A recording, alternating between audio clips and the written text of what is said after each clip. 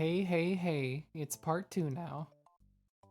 I was gonna start doing the hey, hey, hey, I'm just a little guy. You wouldn't hit a little guy on his birthday, would you? Audio from TikTok, but like, I needed to do the intro. I'm recording this right after episode 1, so I'm kind of running out of things to say because I get more and more tired as time drags on. But I was thinking about it and like, I forgot to mention my favorite little thing about this game is that when you play as Luigi, sorry, my throat's a little dry. When you play as Luigi and you duck like this, you look like a mallard duck.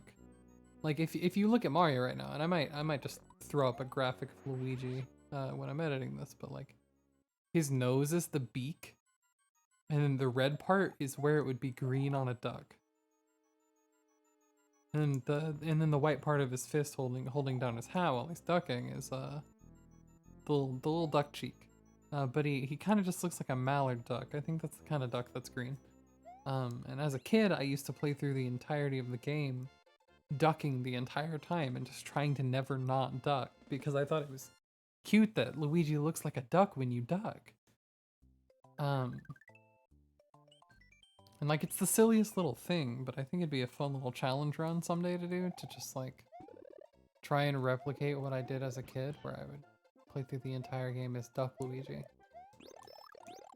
But that would require having a player too, I suppose, so that I could actually make green character happen, you know?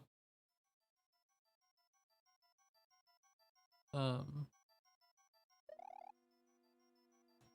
yeah, it's just a little fun fact about this game that I love, is that somehow they accidentally made a ducking Mario and a ducking Luigi look like ducks. Albeit Mario as a duck is a bit discolored, being, you know, red. Just like a violently bloody duck, I guess. Tomato duck. But I still think it's really cool. And I don't think people really, I don't know if it's something people have commonly pointed out. But he does just straight up look like a duck. Ow. Sorry, I got too focused on the duck thing. Speaking of animals, I feel like discussing one of my like weirdest fears. I find giraffes to be horrifying. And I feel like some of that fear is obvious because like if you've ever seen how giraffes fight, they just kind of flop their necks and smack each other. Like to assert dominance over each other. Sorry, I hate this level, so I'm desperately trying to skip it and it's not working.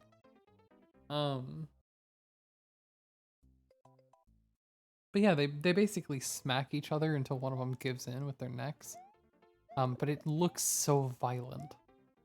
And that's the reason I find that so terrifying is because I realized that if they can hit each other that hard, it means that they could golf club a baby across a football field.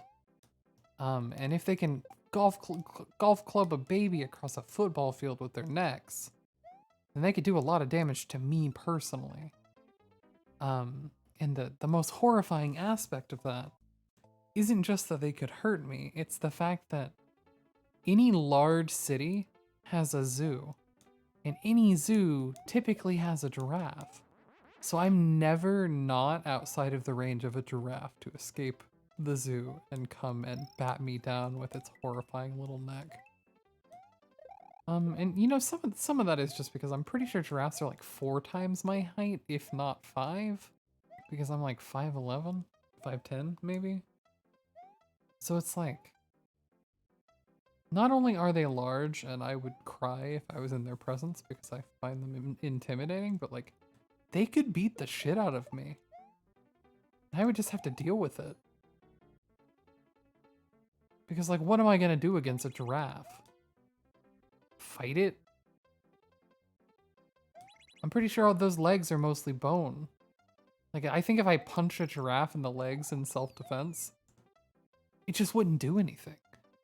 Not to mention I'm also a weak little baby with tiny noodle arms. But like, at any given time, a giraffe could have like a weird vendetta against me, and like just absolutely rip my shit apart via neck thrashing. I hope you guys liked the graphic of a giraffe punting a baby across a football field, though, because it's frankly the object of my nightmares. Giraffes are scary little fuckers. It's funny though, because like part of the reason I'm afraid of giraffes is their height, but like I think elephants are nice. I've met elephants before. They're nice. Like we didn't interact very much, but it was like on a school field trip. Not like we weren't allowed to touch them or anything. We were just kind of in the same general room as an elephant at a zoo. Uh, and like I guess anything wrinkly is never ever going to hurt me ever. I keep dying. I'm tired. Also, that was sarcasm. Plenty of wrinkly things are built to destroy me. That sounded bad. Plenty of wrinkly things have ill intent towards me and people like me. But it's like, I don't know, elephants are gentle. Seemingly. And if they're not, then they have a pretty good reason to be typically, don't they? I don't know though. Just something about giraffes, man. They like harbor the seed of hatred and all that is unholy. And it's funny that I'm not saying that horses do that because I'm terrified of horses, but like giraffes are on a whole different level. And I understand that it's pretty rational because I don't think a giraffe is going to go out of its way to attack me, but like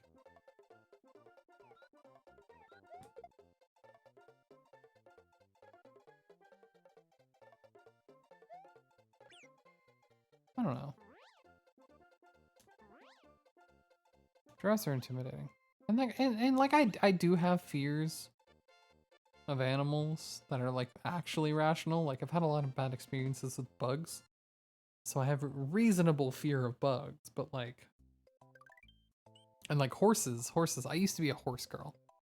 I used to ride horses as a kid, and I went to this horse camp that was a friend of my mom's. But the problem is that she was kind of abusive towards her horses, and her horses would get pissed off and fight back while we were riding them. And like I was like 8 or 9 at the time, so I didn't really know better, but like the horse definitely tried to run off with me on its back, and also she accidentally whipped my leg once. And I just haven't been able to look at horses with anything more than fear since then. Horses are nightmare beasts, and like of course some of that is still irrational because I do find horses to be nightmarish. There's something about them that I just fundamentally don't like. I feel like they were created in some sort of contest to see who could make something that looks wrong. And so I do think that I would have eventually developed a fear of horses, but like I don't know. I feel like horse camp sped along the process.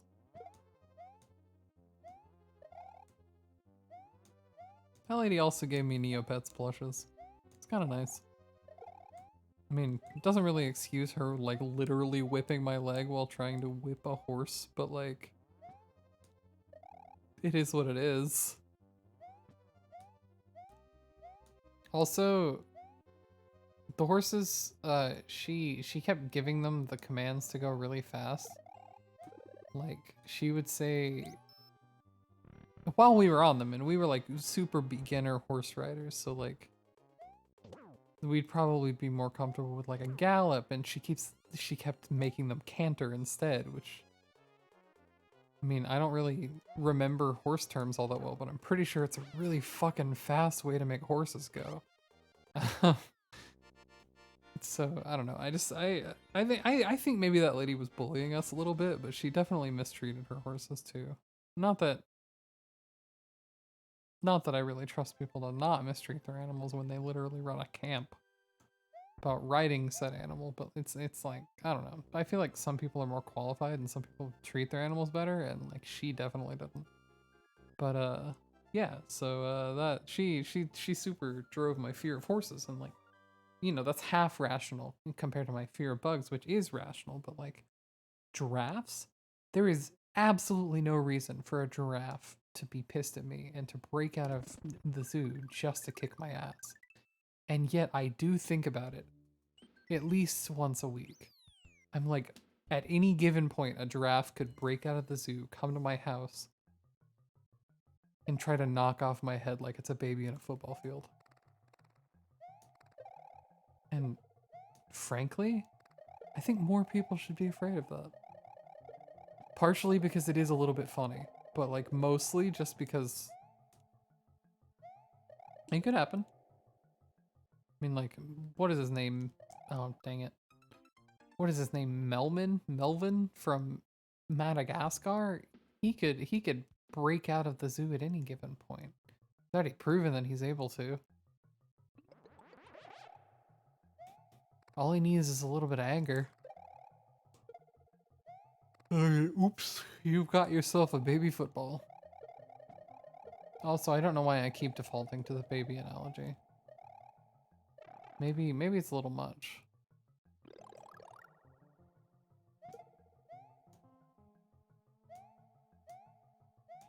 You spent like 10 minutes listening to me talk about giraffes punting babies across a football field. I wanna know down in the comments how you're feeling about this beautiful dialogue I'm having with myself about all the ways that a visit with a giraffe can go wrong. But yeah, no, I just genuinely do not think I could take a giraffe in a fight, and that's what makes them so scary. Like, in the thing about it is like, it's spindly enough that you feel like maybe you should be able to, and you're just like wrong for not being able to. But like with a bear, I know I'm not going to be able to beat a bear in a fight, but like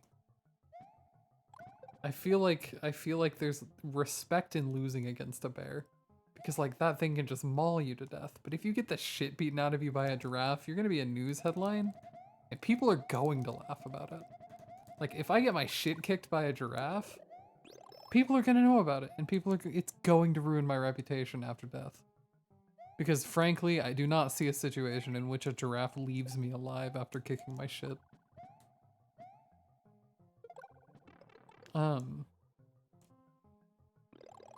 Even like a horse, I feel like there's honor in being kicked by a horse to a point where it kills you. Like, but like a giraffe, of all things? A hippo could like eat you or crush you or whatever. I don't know, are hippos carnivores? They're terrifying, that's for sure. But it's like, all of these animals have the ability to kill you, and that's fine, but they also look like they have the ability to kill you. A giraffe just looks like a tall bitch. But the problem is that it's a tall bitch with the power to absolutely end my shit.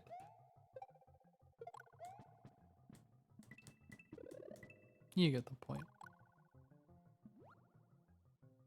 I do apologize for going on a 13-minute rant about giraffes and all the ways that they're deadly. Which is one, but like one very solid one. But it's like, what else am I gonna do with my time? I'm tired and I can't really think of anything else. It's like all of the people that I talk to are already asleep, so I'm just kind of filling the void right now. You know how it is. It's hard to exist without people to bounce off of, and unfortunately, the only thing I have to bounce off of are my greatest fears right now, including but not limited to giraffes and giraffecide, I'm gonna call it, which is when a giraffe murders a person. Hey guys, I lost a little bit of progress, and I realized that I had spent like the last 10 minutes of playing just not saying anything, which means that this episode also went on for 10 minutes longer than it should have. So,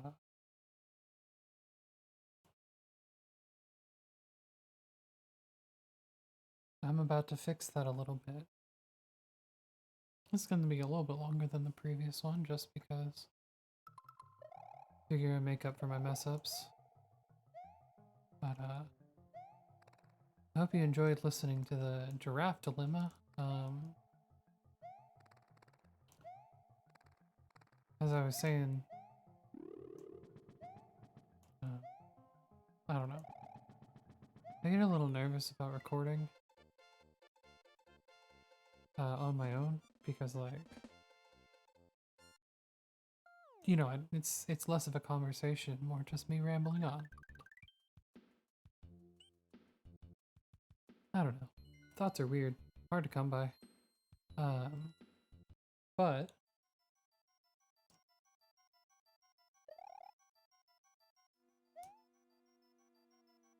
giraffe side is a fun, fun little concept, huh?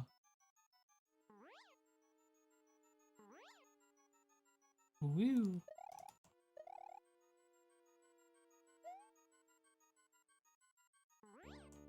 Forgot what's up here.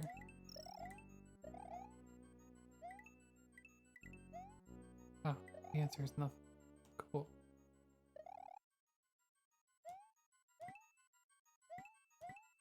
But yeah, I usually just like, I don't know, I record these things for the most part. With Hollow Knight, it's like an excuse to hang out. And I've said that, I've definitely said that in Hollow Knight before, but this one's kind of just like, kind of trying to get used to my own voice, I guess. Because, you know, I do feel uncomfortable with how I feel like my voice is too masculine. For someone who is, you know, of girl disposition, I guess. I say girl, it's a little more complicated than that, but we all know gender is hard. And fake. But I like to think that someday I can watch these back and be a little bit more comfortable listening to it, you know? Just, coming up with fun little things to say is a little bit difficult. That's why I recorded so many of these episodes over again.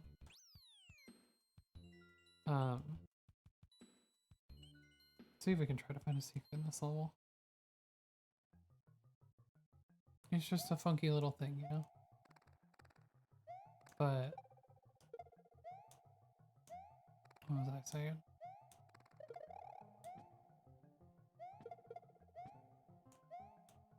I don't think I ever really elaborated on the Pokemon thing in the first episode. Pokemon taught me how to read. Like obviously through some schooling for sure, but like learning the different types and like how deliberate the context of the words in Pokemon are. It's like the way that Pokemon is written almost feels ideal for learning how to read because you've got the context of flamethrower with it throwing flames and like and you just slowly learn the correlation between words and images. But that's a big part of, and I was like really obsessed with Pokemon as a kid, obviously, so like I really wanted to put my time into learning how to read with it, or learning how to read so that I could play it better. And I I sure did. That's for sure.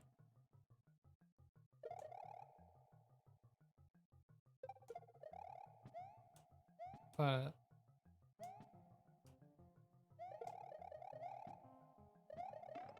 oh, dingus.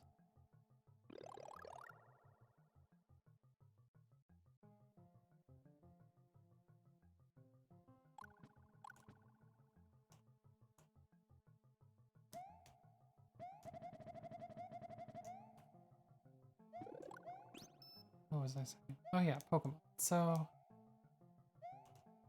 but then like I played that game obsessively. Like I had all of my Pokemon up to level 100 at one point. I'm pretty sure my first shiny Pokemon was probably Jigglypuff in that game.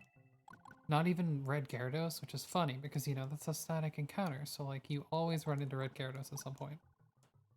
But I remember as a kid, I thought that male Jigglypuff had green eyes, but in reality, it's the shiny Jigglypuff that has green eyes. And I'm starting to think that maybe I ran into a shiny early in game and didn't realize it. You know? Oop.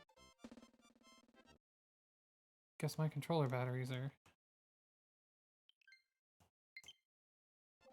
close enough.